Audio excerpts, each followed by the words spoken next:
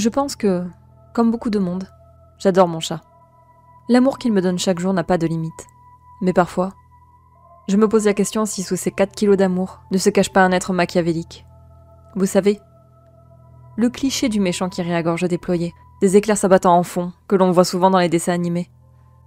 Mon chat fait un nombre incroyable de conneries. Chaque jour, j'ai l'impression qu'il en invente une nouvelle.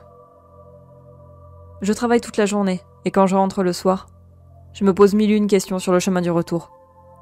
Est-ce que je vais encore trouver la tringle du rideau au sol? Aura-t-il fait de nouveau ses griffes sur le canapé? L'autre jour, cet idiot a même réussi à défaire mon lit que j'avais pris soin de faire avant de partir au travail. Je suis assez maniaque, je l'avoue. J'aime que chaque chose soit à sa place. Je ne me doutais pas en prenant un chat que mes tocs et mes nerfs seraient mis à rude épreuve.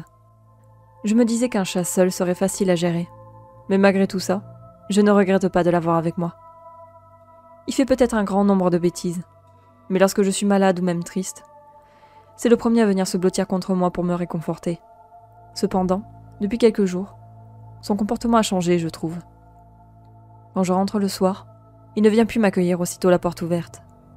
Il ne me colle plus pendant que je prépare mon repas, pour espérer avoir un petit bout de poulet, de jambon ou toute autre chose que je prépare. Il ne m'accompagne même plus dans ma chambre le soir pour se coucher au pied du lit. Je me fais sûrement du souci pour pas grand-chose, mais je préfère être prudente. Comme je ne travaille pas demain, je pense que je l'emmènerai chez le vétérinaire. Je préfère limite vendre un rein pour payer les frais médicaux, plutôt que de rentrer un jour et de le retrouver mort. Sa nouvelle lubie maintenant, c'est de se cacher dans mon placard à vêtements. Je l'ai appris à mes dépens, en fouillant dedans ce matin pour prendre mes vêtements, et tomber sur un truc poilu. Le sursaut que j'ai eu et le cri que j'ai poussé auraient pu lui faire peur et le faire déguerpir.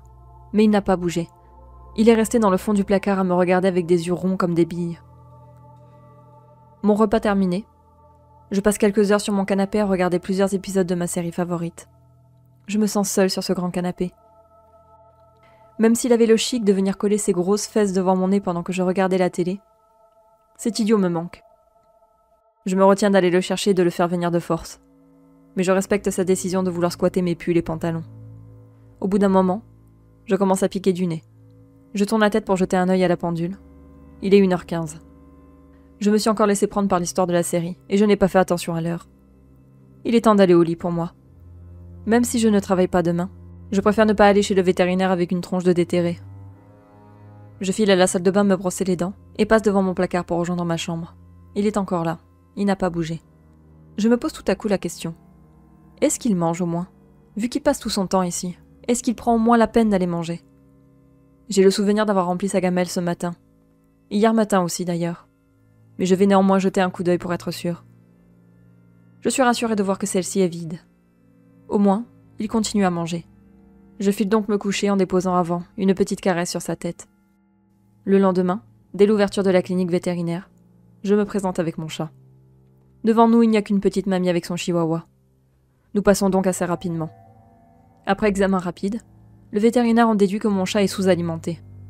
Je lui explique que c'est impossible, car je suis sûre qu'il mange. Je lui explique aussi que j'ai vérifié sa gamelle et lui confirme qu'il mange étant donné qu'elle est vide le soir. Il me recommande de vérifier dans mon appartement que mon chat ne régurgite pas sa nourriture dans un coin à l'abri des regards. Ça me dégoûte un peu de me dire que mon chat vomit peut-être dans un coin depuis des jours et que je n'ai rien remarqué. L'idée me semble un peu étrange. Je pense que je l'aurais senti si c'était le cas. Il me dit également que mon chat est stressé et me donne un produit qui dégage des phéromones qui l'aideront à s'apaiser.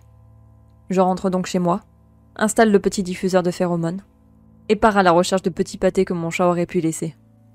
Je vérifie partout. Je vide entièrement mes placards, regarde sous le canapé et même sous mon lit. Rien. Il n'y a absolument aucun vomi surprise. Je me dis que c'est peut-être le stress qui lui donne l'impression que mon chat est sous-alimenté. Peut-être qu'il assimile moins bien ce qu'il mange, mais j'ai néanmoins des doutes. Je lui donne des croquettes et reste assise à côté de lui. Il ne mange pas. Je trouve ça étrange, mais peut-être qu'il n'a pas faim sur le moment. Soudain, une idée me vient. J'attrape mon sac à main et file dans un magasin de vente de produits électroniques. 2 heures plus tard, je rentre avec mon butin entre les mains. Mon premier coup d'œil est pour la gamelle de croquettes. Elle est vide. Et mon chat a repris sa place dans le fin fond de mon placard. Je dépose mes achats sur la table et commence leur déballage. Je viens de faire l'acquisition de 3 caméras de surveillance. J'en dispose une dans le salon, une dans le couloir et une dans ma chambre. Je pourrais épier tous les faits et gestes de mon matou. Ce n'est pas nécessaire que je lance les enregistrements maintenant, je le ferai dès demain. Le lendemain, je lance donc les enregistrements et file au travail. La journée passe assez vite, et en rentrant chez moi, je constate une nouvelle fois que sa gamelle est vide, et que mon lit est défait, alors que j'avais pris soin de le faire ce matin. Je ne consulte pas les caméras cependant. Leur existence m'est totalement sortie de la tête, et ce n'est que 2 jours plus tard que je me souviens avoir posé ces petites choses un peu partout chez moi. Je branche celle du salon à mon ordinateur portable, m'installe confortablement sur mon lit, et commence la lecture de celle-ci. On me voit quitter la pièce, et ensuite, il ne se passe rien. Tout est calme pendant un temps. Mon chat finit par se montrer, et se dirige vers sa gamelle. Je constate avec plaisir qu'il mange. Mais d'un coup, il relève la tête, et fixe le couloir. Son attitude change. Ses poils se hérissent sur son dos, et il finit par partir se cacher sous le canapé. Qu'est-ce qu'il a vu ? Je n'ai pas le temps de me poser plus de questions, que j'obtiens déjà la réponse à la première. Une créature effrayante arrive à l'image, et commence à manger le contenu de la gamelle de mon chat. Elle fait la taille d'un homme. Elle est tellement maigre que je peux voir ses os se dessiner parfaitement sous sa peau. Ses orbites sont tellement creusées que ça lui donne un air grotesque et terrifiant. Je ne comprends pas ce que je vois. Ce n'est clairement pas un humain. Une fois qu'elle a fini de manger, elle disparaît de l'écran, et mon chat reste caché sous le canapé. Je suis terrorisée par ce que je vois. Comment une chose pareille peut exister ? Je débranche l'appareil et branche celle du couloir. Je pourrais peut-être voir d'où elle est sortie. Encore une fois, j'obtiens très vite ma réponse. Je la vois, et je suis tétanisée. Elle sort de ma chambre. L'endroit où je me trouve en ce moment. J'ai tellement peur que je n'ose pas bouger.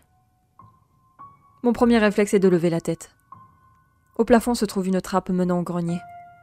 Elle doit venir de là. J'avance rapidement les images pour constater que le lendemain, elle sort également de ma chambre. Je débranche d'un coup sec l'appareil et branche celui qui se trouvait dans ma chambre à la place. C'est bien ce que je pensais. Elle sort bien de la trappe qui mène au grenier. Mais qu'est-ce que c'est que cette merde ? Soudain, mon sang se glace. Mon cœur s'accélère. J'ai l'impression qu'il veut quitter ma poitrine. Les images que je vois à l'écran m'arrachent un cri, que je retiens difficilement entre mes dents. J'ai accéléré la vidéo jusqu'à aujourd'hui. La créature est de nouveau entrée dans ma chambre. Mais elle n'est pas remontée dans le grenier. Elle a rampé sous mon lit et n'en est pas ressortie. En faisant une avance rapide, je me vois arriver à côté de la caméra et l'éteindre. Avant que l'image ne se coupe, j'aperçois 2 yeux fixant l'objectif dans la pénombre de dessous de mon lit. Je ne sais plus quoi faire. Pitié, aidez-moi.